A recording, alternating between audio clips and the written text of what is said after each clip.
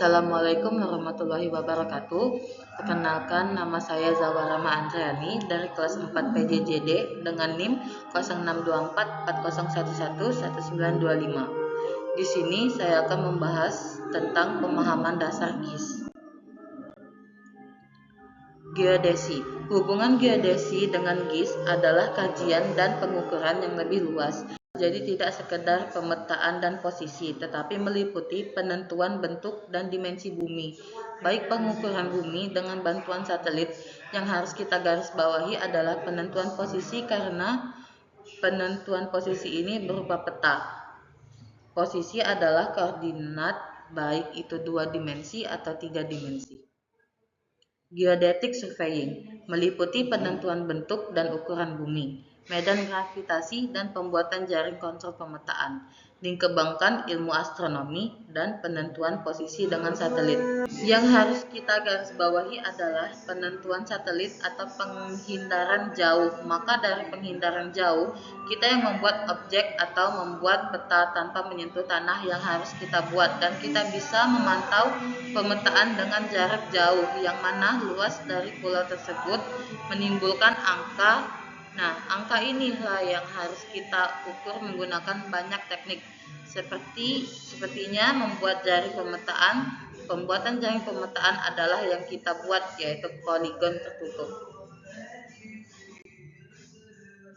Nah, untuk gambar pertama, yaitu menggambarkan suatu bumi yang dipantau banyak satelit, dan untuk satelit sendiri sangat banyak.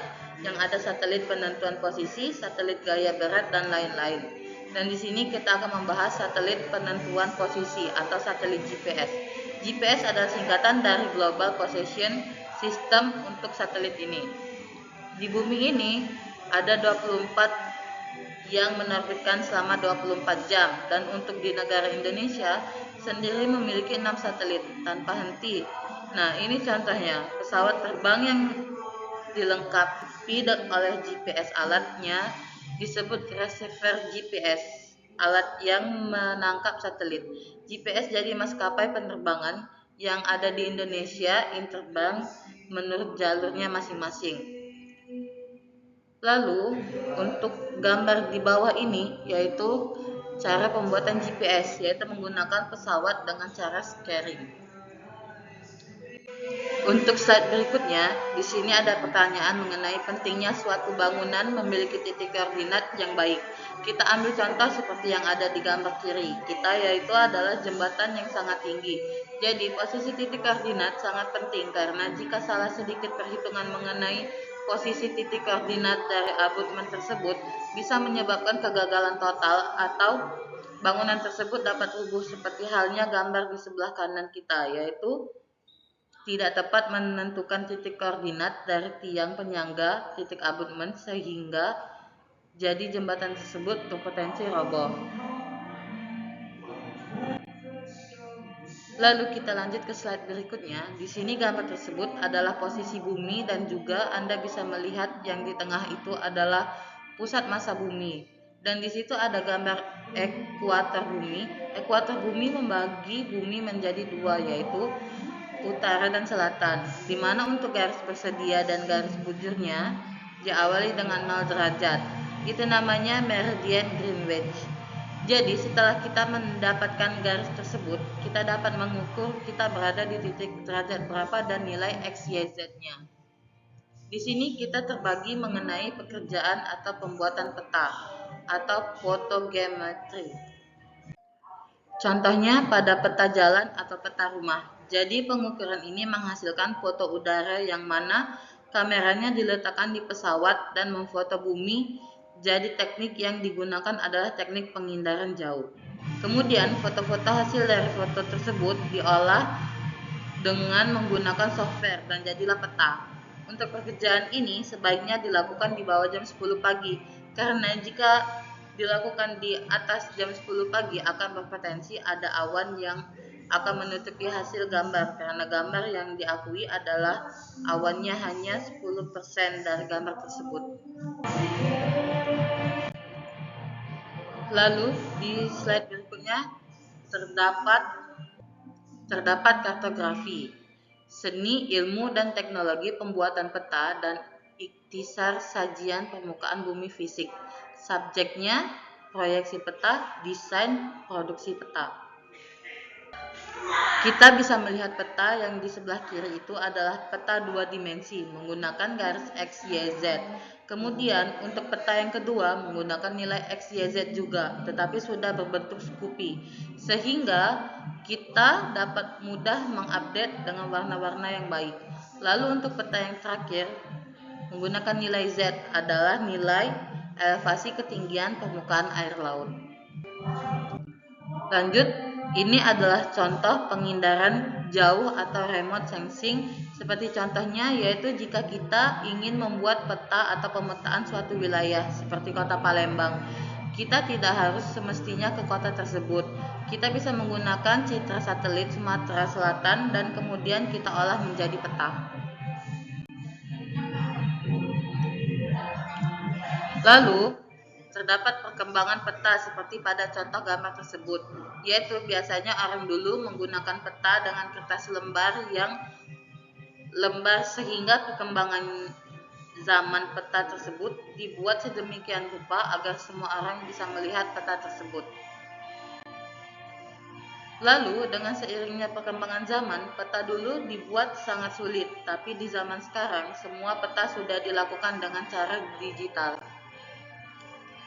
Lanjut, di sini ada engineering surveying, mencangkup pemetaan topografi skala besar, sebagian bagian dasar dari desain rekayasa seperti jalan, jembatan, bangunan gedung, dan lain-lain. Lanjut pada slide berikutnya, yaitu peta. Peta adalah suatu bentuk permukaan bumi yang dibuat pada bidang datar atau 2 dimensi dengan skala proyeksi tertentu. Contohnya menggunakan skala, yaitu 1 meter di dunia digambarkan pada peta bisa menjadi 1 cm.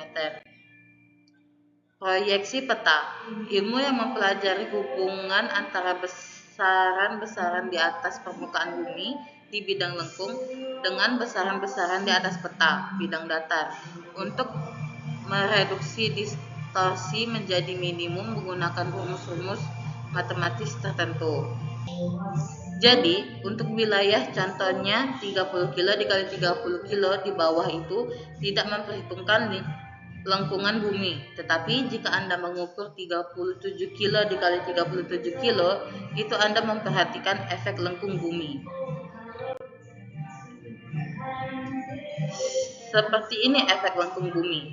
Yang pertama adalah model bumi. Yang kedua adalah geoloid. Geoloid adalah sama saja bumi dikosongkan airnya. Itulah yang namanya geoloid.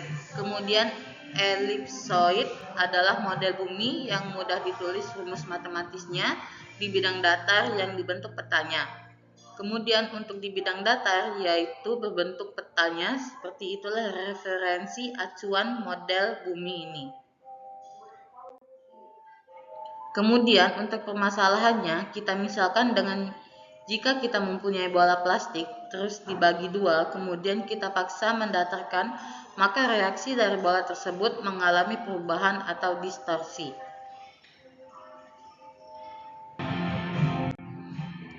Kemudian inilah contoh gambar dari hasil pengukuran. Bisa kita lihat gambar dari kanan kita berupa gambar atau citra. Terus kita digit dan kita buat seperti gambar di sebelah kiri, kemudian kita buat konturnya yang seperti gambar kiri. Tadi itulah yang dimanfaatkan oleh teknik sipil untuk perencanaan membuat galian atau timbunan. Generalisasi peta skala besar ke skala kecil, maka detail akan berkurang. Seperti contohnya skala 1:100, yaitu sangat detail. Semakin besar skalanya, maka akan semakin tidak detail petanya. Unsur peta yang baik adalah harus memiliki skala koordinat, legenda, dan arah. Sebagai penutup, dapat disimpulkan geodesi merupakan ilmu dasar dalam membentuk posisi bumi dan metode pemetaan dalam metode konversial berbasis satelit. Karena bumi berbentuk melengkung, maka diperlukan sistem proyeksi mempresentasikan ke bidang datar meskipun tetap memastikan adanya astorsi. Sekian penjelasan saya tentang pemahaman dasar GIS. Terima kasih telah menonton video saya dan maaf jika ada salah kata. Terima kasih dan sampai jumpa.